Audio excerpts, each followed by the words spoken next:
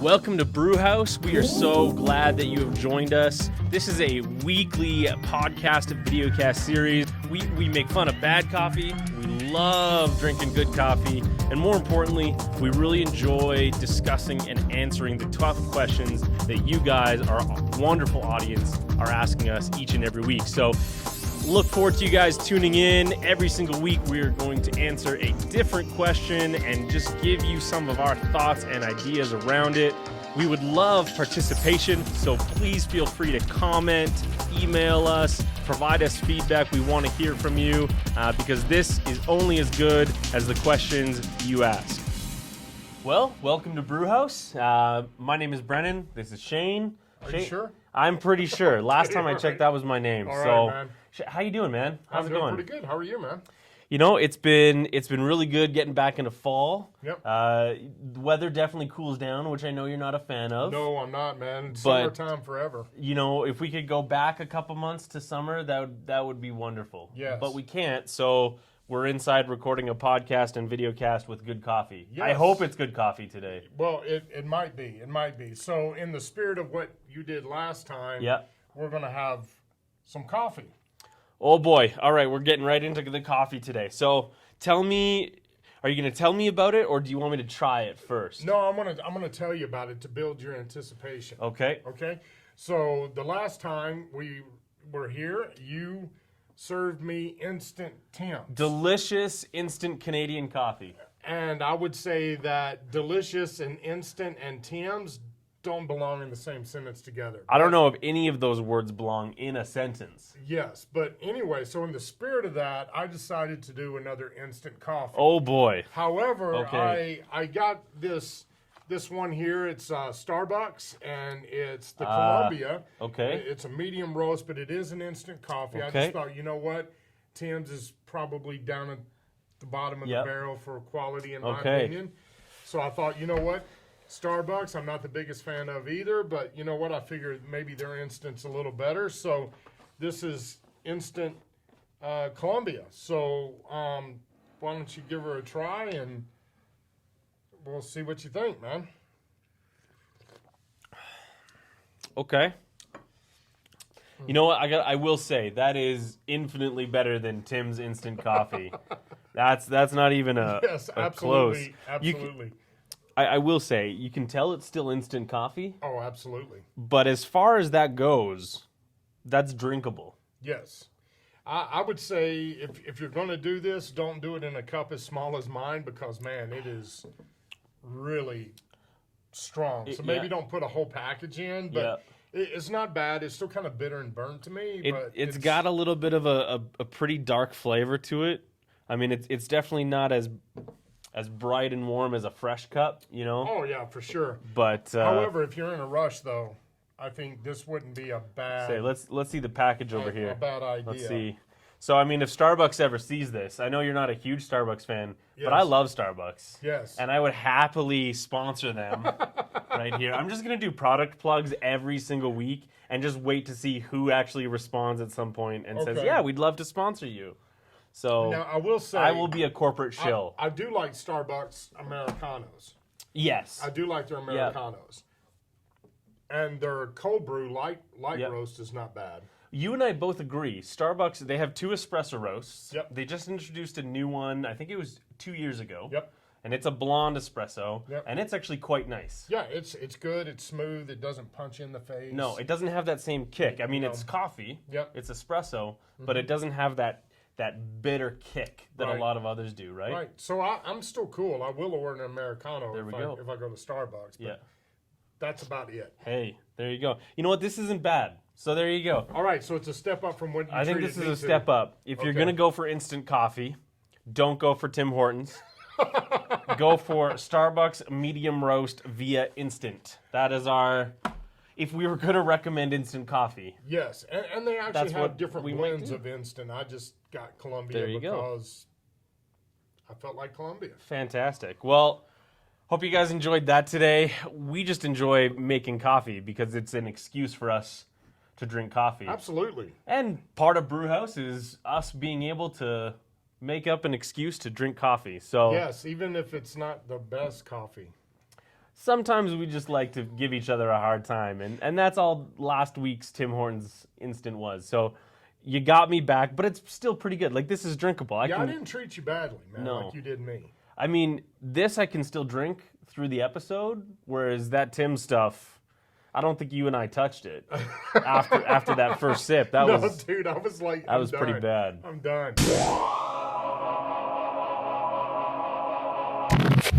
Okay, so Brennan, let's talk about today's questions. I love it. Brew House, even though we would love to talk about Yep. coffee more and more and more, and drink more coffee. I'll admit, I could probably talk about coffee all day. Yeah, for sure. But people are going to get bored of that. That's fair. You know, and so Brew House is really about some of the questions we've been getting and trying to figure out how to answer these questions or what direction to take with these questions. Yep. And so today's question is, I think, a difficult one, but it's an important one for us to at least think through.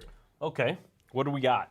So today we're going to talk about the polarization of thoughts Ooh. and ideas. Okay. So as you know, man, we're all on social media. We do listen to news. We do, watch celebrity stuff here and there and sports and the whole 9 yards. I can't think of a time that's more polarized than right now. I mean, man, everybody is, you have to think this or you have to think that, and if you disagree with this or that, it kind of goes into our last conversation that we had around groupthink. That's right. And so what are some of the ideas that you have or some of the things you're thinking around this question around polarization of thoughts and ideas? Well, I think polarization really does, and we kind of dovetailed that at the end of last week's episode talking about groupthink. Polarization is what leads to groupthink. They can kind of be one and the same. Groupthink will lead to polarization, and polarization breeds groupthink. They play off of each other, and they're both quite dangerous. But if we tackle groupthink as a cause of polarization, I think that's where we can actually have more discourse. Because groupthink is easier to discuss and talk about, and it is one of those things that I think we can observe. Society generally has been leaning towards these massive pushes for social justice and reform, of which you and I are big champions for. Absolutely. Part of that push in society has been anyone that speaks back or against that has received immeasurable pushback. Right.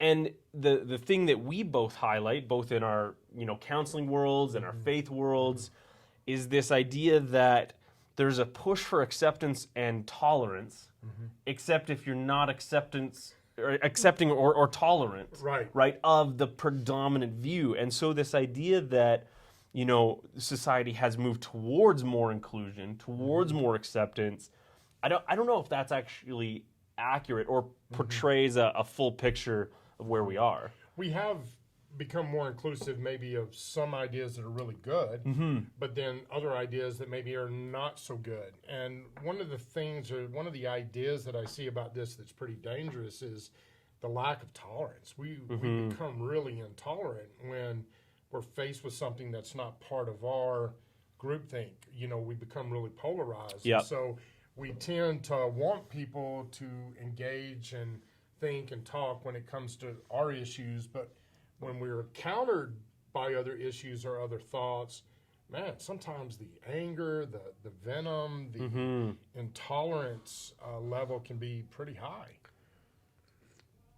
Still drinking the coffee. That's pretty good. Yeah. That's pretty good. It's not too bad. I think one of the things that really touches for me when we bring up groupthink is this idea that we often end up in that type of space without actually recognizing it. Right. It can be very dangerous, and it's not a slippery slope, it's just such a gradual incline or decline or however you want to portray it, that you don't always recognize that you're there. And what I mean by that is when we start engaging with people around us, we will look for people that reaffirm our beliefs, right? Absolutely. Or people that are willing to question the same things we're questioning.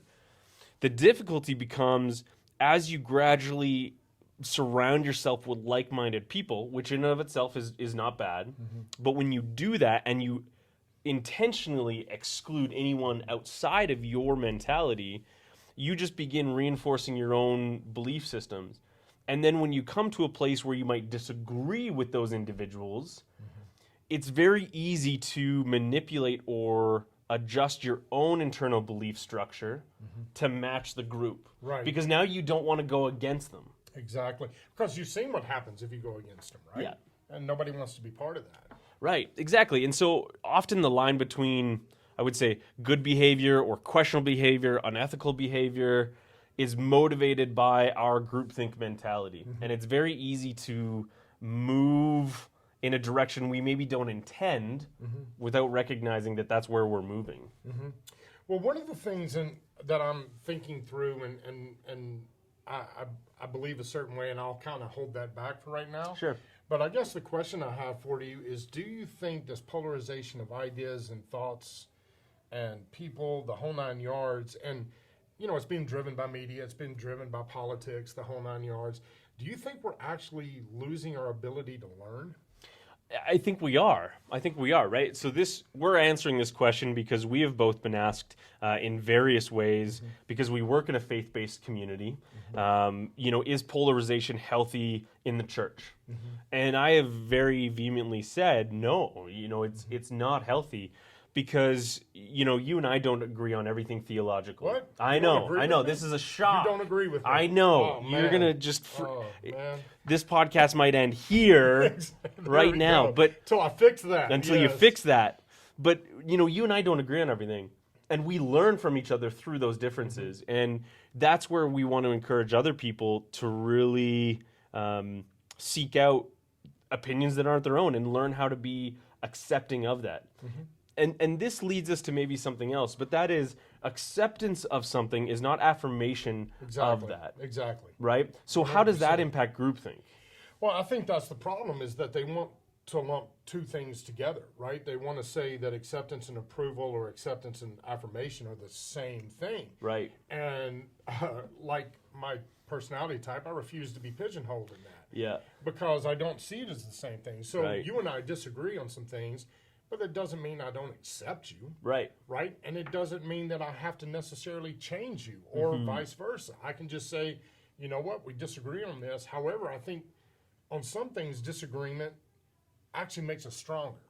Because I think you're able to come up with maybe some better ideas, better way of communicating, really learning what we believe versus what we've been told we believe. Yeah. And I think in church, we're in faith communities, we don't escape this. No. You and I, as pastors, know No, not that at sometimes if we put forward ideas that might be against the traditional norm, sometimes that's met with a lot of animosity or apprehension or whatever.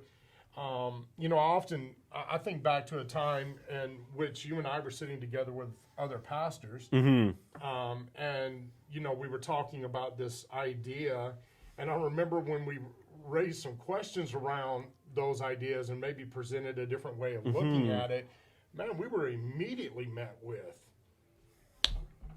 I'm not even going to listen to that. Yeah. And I think as faith communities, we should be better than that.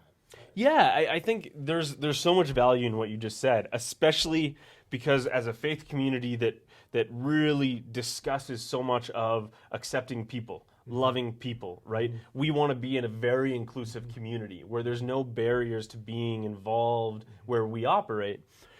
And one of the biggest barriers that we see is when people come with ideas and beliefs and structures that aren't shared by the consensus. And the consensus almost immediately wants to push back against that. And that's why I think when we're talking about polarization of thought, when we're talking about this groupthink mentality, one of the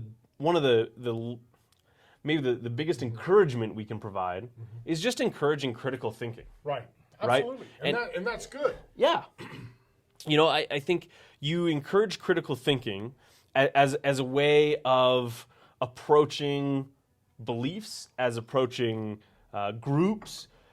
Apply critical thinking to anything. And what I mean by that is to periodically step back, remove yourself from a situation, remove yourself from something that you've attached yourself to, and just independently assess it, right? Take a look at what the group is making decisions on and evaluate, is this where I am?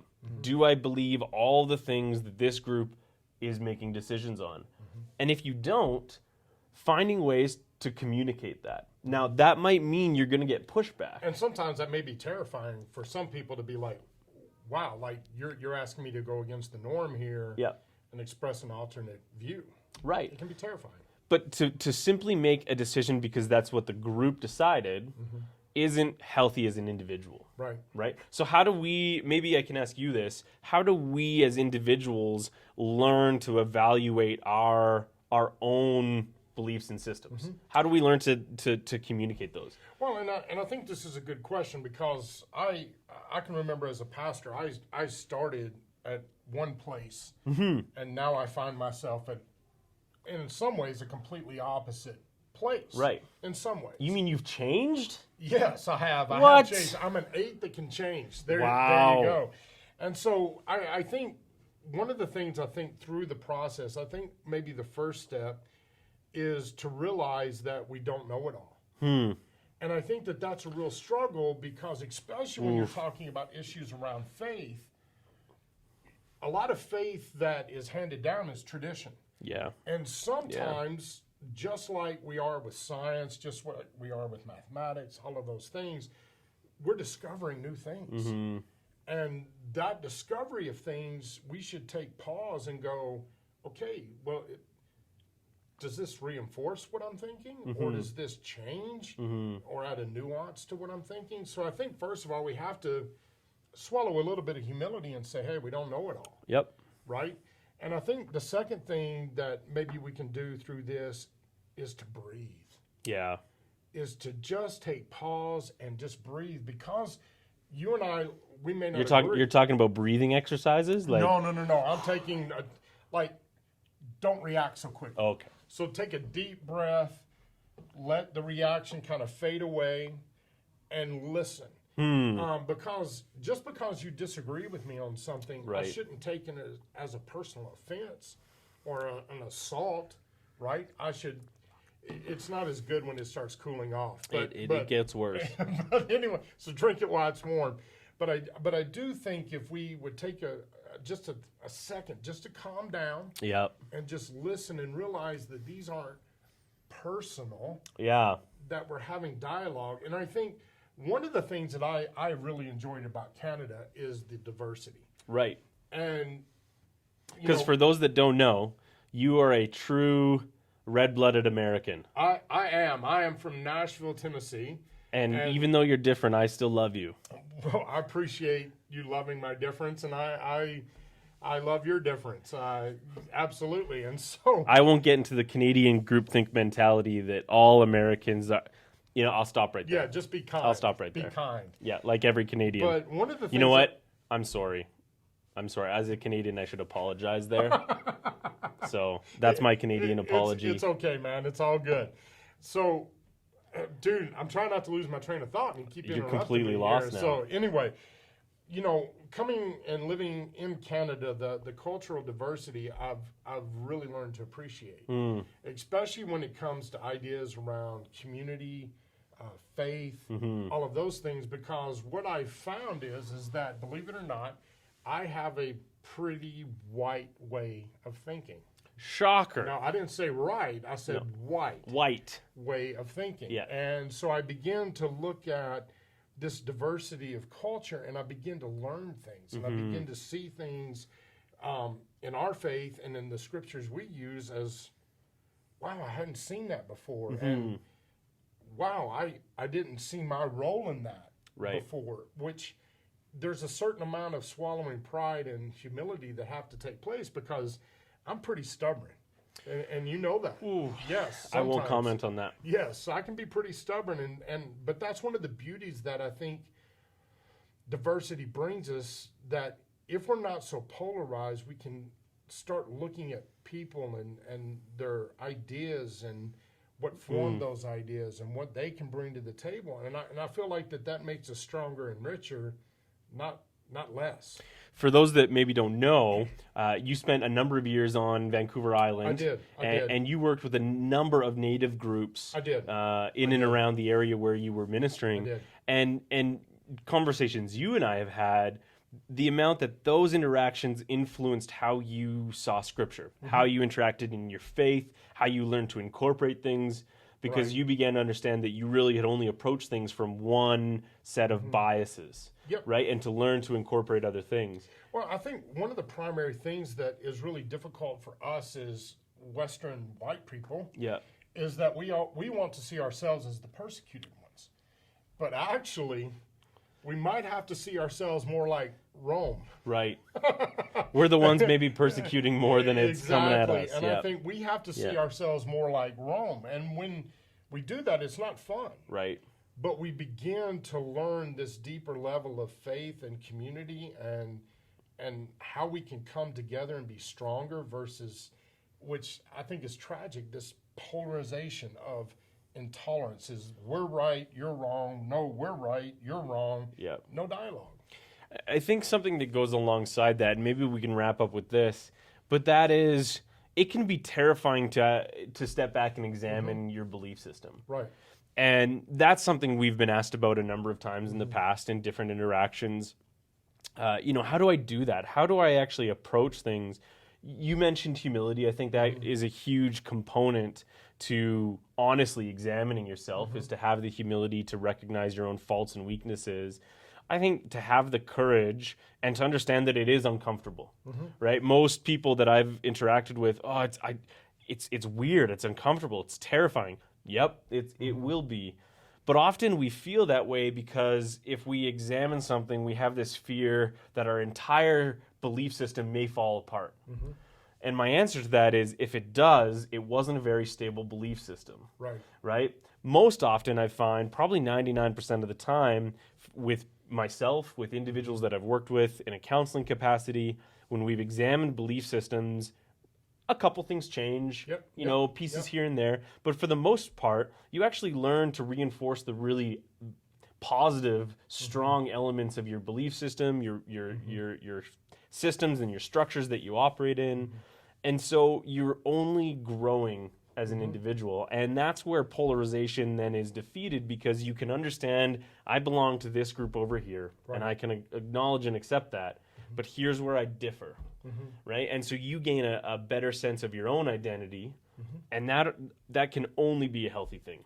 Well, and I think one question that we can ask, and this is a difficult question, this is a tough question, is when I'm going to ask myself the question, and I do this from time to time, and it gets pretty uncomfortable, is how much of what I believe is actually because I believe it versus I was taught it or I was brought up in it. Right. And because of the pressures of polarization, I've not wanted to think outside of that. Right. And so if I really strip everything away and I say, okay, do I believe this because I believe it? Yeah.